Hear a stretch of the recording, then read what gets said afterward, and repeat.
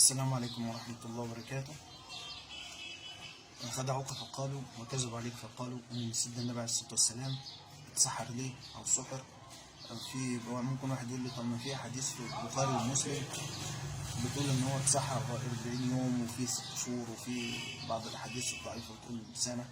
أقول لك الأحاديث دي كلها لمها وبالله شوية مية واشرب ميتها، وما مش ما قدرتش تشرب ميتها خد الورق اعملها البوس أحسن.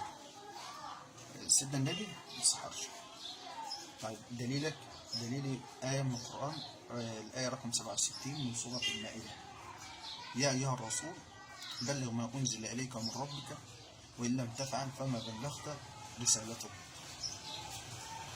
والله يعصمك من الناس إن الله لا يهدي القوم الكافرين.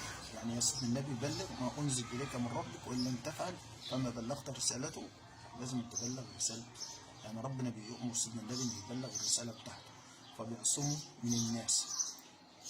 إذا اتسحر ليه يبقى هيبلغ الرسالة ازاي؟ راحت العصمة يا أخي. ده أنت لما تروح لواحد يعني شغال كده دجال في أي حاجة وممكن ما بيصليش حاجة، يقول لك ده أنا أعمل لك تحويطة وأعمل لك ورقة وأعمل لك حجاب، إن كان أجدع ساحر ما يقدرش يسحرك. عايز إيه بقى بعد عصمة ربنا لسيدنا النبي؟ مين اللي يقدر يسحر له أصلا؟ سيبك من كلام الكتب الأحاديث الضعيفة، وحتى لو في البخاري ومسلم ضعيف، قيس على قلبك كده وشوف مخك وسيبك من الكتب. السلام عليكم ورحمة الله وبركاته.